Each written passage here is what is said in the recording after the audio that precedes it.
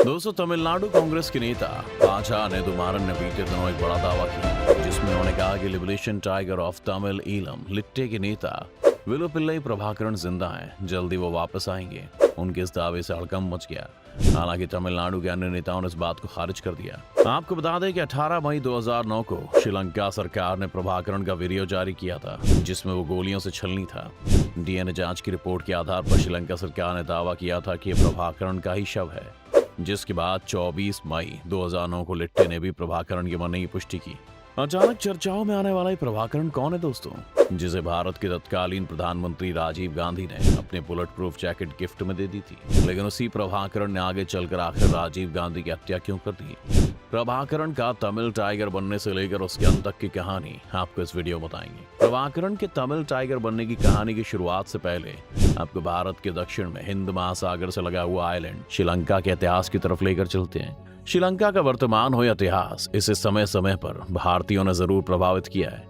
इसलिए भारतीयों के लिए श्रीलंका का नाम लेते ही सबसे पहले रामायण के रावण द्वारा माता सीता का अपहरण कर लंका ले जाने और उसके बाद श्री राम द्वारा रावण को मारकर लंका विजय की घटना याद आ जाती है।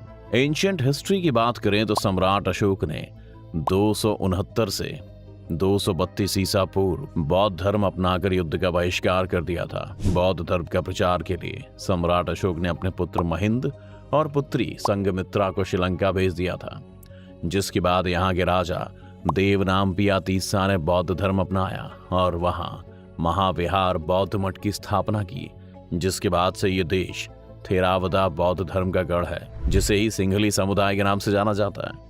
मध्यकालीन और आधुनिक इतिहास की बात करें तो यहाँ पर सबसे पहले पुर्तगाली, फिर डच और 1800 ईस्वी की शुरुआत में यहाँ पर अंग्रेजों ने अपना कब्जा किया।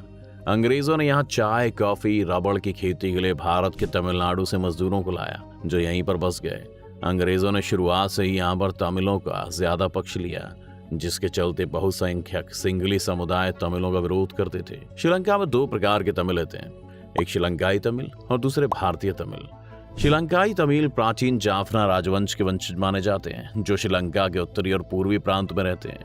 वहीं भारतीय तमिल उन मजदूरों का वंश है जिन्हें चाय और कॉफी बागानों में भारत से ले जाया गया था। भारतीय तमिल श्रीलंका के मध्य प्रांत के पहाड़ी इलाकों में रहते थे। श्रीलंका तमिल और भारतीय तमिल दोनों अपने आप को अलग मानते थे। हालांकि 1980 के बाद दोनों तमिल समुदायों में एकता की भावना बढ़ी। आखिर 1980 में ऐसा क्या हुआ कि दोनों ही तमिल समुदायों में एकता की भावना बढ़ गई? क्या था इसका प्रभाकरण कनेक्शन? आगे समझते हैं। 1948 में श्रीलंका को अंग्रेजों से आजादी मिलती है।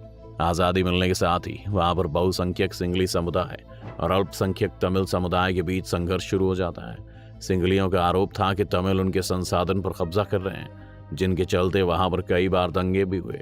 1956 में वहां की सरकार ने ओनली सिंगला एक्ट लागू कर दिया। इस एक्ट के जरिए तमिलों को दरकिनार करते हुए नौकरी और प्रमुख पदों से वंचित कर दिया गया। सिंघली को वहां की आधिकारिक भाषा का दर्जा दिया गया। श्रीलंका सरकार द्वारा लगातार हो रहे भेदभाव से वहां की तमिल समुदाय में असुरक्षा की भावना लगातार बढ़ती जा रही थी। 1972 में बौद्ध धर्म को श्रीलंका का आधिकारिक धर्म मान लिया गया। ये सीधे सीधे वहां के तमिल समुदायों के साथ अन्याय था, जो हिंदू धर्म को मानते थे। यूनिवर्सिटी में तमिलों को पढ़ाई से रोकने के लिए सीटें कम कर दी गई। श्रीलंका सरकार से लगातार भेदभाव का शिकार हो रहे तमिलों में लगातार नाराजगी बढ़ती गई। तमिल विद्रोहियों ने जाफना पर अपना प्रभाव बनाया और उन्होंने श्रीलंका के उत्तर और पूर्वी हिस्से को अलग देश बनाने की मांग शुरू कर दी। तमिल क्षेत्रों में वहां की सिंघली सेना और तमिलों के बीच लगातार झड़प की खबरें बढ़ रही थी। यही वो समय था जब 1976 में लिबरेशन टाइगर्स ऑफ तमिल इलम यानी कि लिट्टे की स्थापना हुई। इसी के साथ प्रभाकरण की मजबूती से एंट्री होती है। 1983 में प्रभाकरण का संगठन लिट्टे ने सेना के एक पेट्रोलिंग टीम पर हमला करके 13 सैनिकों को मार दिया, जिसके बाद वहां के सिंघली समुदाय ने गुस्से में आकर लगातार 2 दिनों तक निर्दोष तमिलों का नरसंहार किया, जिसमें हजारों की संख्या में तमिल मारे गए। उनकी संपत्ति लूटी गई। इसे श्रीलंका के इतिहास में ब्लैक जुलाई के नाम से जाना गया, जिसके बाद भारी संख्या में तमिलों का पलायन सुरक्षित स्थानों की तरफ होने लगा। माना जाता है कि यहीं से तमिलों और सिंघलियों के बीच बात पूरे तरीके से बिगड़ गई। इस घटना के बाद लिट्टे के लिए समर्थन बढ़ता गया और भारतीय तमिल और श्रीलंकाई तमिलों की यूनिटी बढ़ती गई। तमिलों के नरसंहार का बदला लेने के लिए लिट्टे ने सिंघली समुदाय के पवित्र तीर्थ स्थल बोधि वृक्ष मंदिर पर हमला कर दिया। 1 घंटे के अंदर सिंगली समुदाय के 150 लोग इस घटना में मारे जाते हैं, जिसके बाद कई देशों ने लिट्टे को आतंकवादी संगठन घोषित कर दिया। प्रभाकरण का लिट्टे बेहद ही नए तरीके का संगठन था, जो श्रीलंका की सेना से गुरिल्ला युद्ध करता था, उन्हें बहुत ही नुकसान पहुंचाता था। प्रभाकरण का आदेश था कि लिट्टे का हर लड़ाका अपने गले में साइनाइड कैप्सूल पहनकर चले और पकड़े जाने की स्थिति में उसे खाकर अपनी जान दे दे। प्रभाकरण के गर्दन में भी काले धागे से एक साइनाइड कैप्सूल टंगा रहता था, जिसे वो अक्सर अपनी कमीज की जेब में एक ID कार्ड की तरह रखता था। लिट्टे का हर लड़ाका अपनी जान देने के लिए तैयार रहता था। 1986 तक श्रीलंका सरकार और लिट्टे लगातार आपस में भिड़ रहे थे। जनवरी 1987 में JR जयवर्धने ने तमिल बहुल क्षेत्र जाफना में मिलिट्री शासन लागू कर 10,000 सैनिक उतार दिए। सैनिकों ने निर्दोष तमिलों का बहुत शोषण किया। लिट्टे को खत्म करने के लिए श्रीलंकाई सेना ने हवाई हमले शुरू कर दिए। मई 1987 तक वहां की हालत बहुत खराब हो गई। पड़ोसी देश श्रीलंका में तमिलों के साथ हो रहे अत्याचार पर तमिलनाडु की राजनीति भी लगातार गर्म हो रही थी। वहां विरोध प्रदर्शन शुरू हो चुके थे, जिसके बाद भारत सरकार ने तमिलों पर अत्याचार रोकने की अपील की, लेकिन इसका असर श्रीलंका सरकार पर नहीं पड़ा। भारत सरकार ने 2 जून 1987 को जाफना के तमिलों के लिए समुद्र के रास्ते सहायता भेजी, लेकिन श्रीलंका की नेवी ने इसे रोक दिया। इसके बाद इंडियन एयरफोर्स ने 4 जून को ऑपरेशन पोमलाई चलाया। इस बार भारत सरकार ने पूरी तैयारी के साथ तमिलों के लिए एक सहायता भेजी। 5 एंटोनेव AN-32 विमानों ने 25 टन राहत सामग्री के साथ उड़ान भरी। इन विमानों को 4 मिराज लड़ाकू विमानों द्वारा सुरक्षा दी जा रही थी। श्रीलंका के अंदर भारतीय फौज बिना इजाजत के तमिलों की मदद कर रही थी, लेकिन वहां की सरकार कुछ भी नहीं कर पा रही थी। इस बात से श्रीलंका सरकार और वहां के सिंगली समुदाय में भारत के लिए गुस्सा बढ़ रहा था। श्रीलंका सरकार भारत के इस कदम से दबाव में था। वो लिट्टे से समझौता करने को तैयार हो गया। भारत सरकार भी यही चाहती थी कि पड़ोसी देश श्रीलंका में शांति कायम हो और वहां तमिलों को सभी अधिकार दिए जाएं और उन्हें सुरक्षा दी जाए।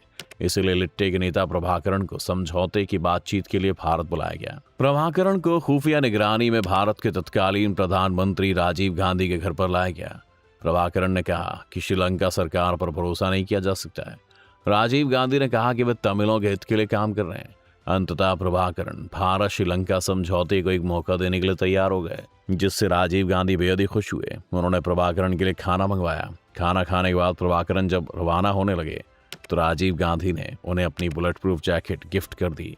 प्रभाकरण ने वादा किया था कि लिट्टे के लड़ाके अपने हथियार डाल देंगे, लेकिन उसने वादा कभी पूरा नहीं किया। 29 जुलाई 1987 को भारत के प्रधानमंत्री राजीव गांधी और श्रीलंका के राष्ट्रपति JR जयवर्धने के बीच श्रीलंका में गृह युद्ध रोकने और तमिलों को अधिकार देने के लिए इंडो श्रीलंका समझौता होता है।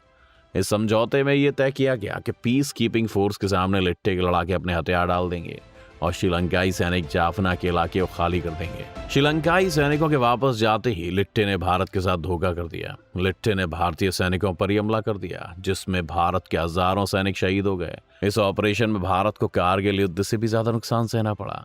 हालांकि इस ऑपरेशन में लिट्टे भी पूरी तरीके से कमजोर हो गया और उसके भी करीब 10,000 लड़ाके मारे गए।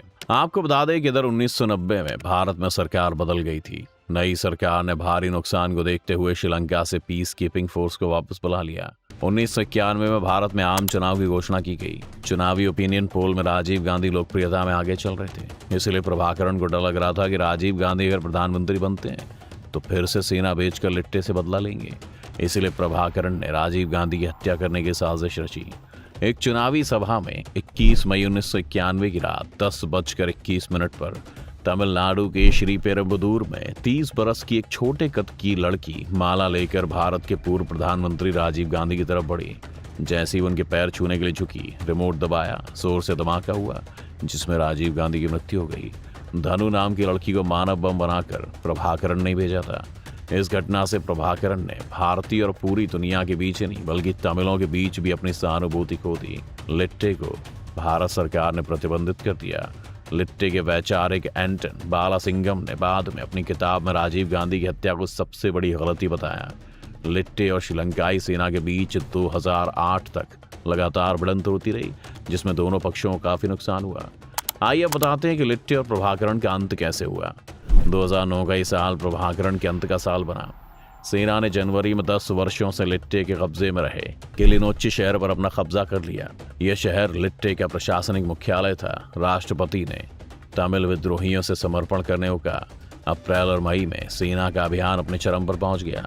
लिट्टे का दायरा लगातार घटता गया। एक छोटे से इलाके में सिमटे तमिल विद्रोहियों के बीच फंसे हजारों लोगों को सुरक्षित बाहर निकालने का मुद्दा उठता रहा। हजारों लोग खुद युद्ध क्षेत्र से भागकर बाहर आ गए। सैकड़ों मारे गए। अपनी अंतिम लड़ाई में प्रभाकरण मोलायतुबु क्षेत्र में 3 तरफ से घिर गया और चौथी तरफ समुद्र था, जहां श्रीलंका की सेना ने अपना जाल बिछा रखा था। श्रीलंकाई सेना रेडियो पर उनकी बातचीत सुन रही थी, इसलिए उन्हें प्रभाकरण की लोकेशन का अंदाजा था। 18 मई 2009 को liberation tigers of Tamil Eelam के संस्थापक वेलुपिल्लई प्रभाकरण को श्रीलंका की सेना ने मौत के घाट उतार दिया। तो दोस्तों, ये थी प्रभाकरण की कहानी, जिसने तमिलों के अत्याचार के खिलाफ अपनी लड़ाई की शुरुआत तो की, तमिलों को हक भी दिलाया, लेकिन उसकी हिंसक नीतियों ने उसका ही अंत कर दिया। दोस्तों, कैसी लगी आपको वीडियो? क्या आप भी सोचते हैं कि प्रभाकरण जिंदा है? अपनी राय में कमेंट बॉक्स में जरूर लिखिए। वीडियो को लाइक कीजिए और हमारे चैनल को सब्सक्राइब करने के साथ साथ बेल आइकॉन को भी प्रेस कर दीजिए।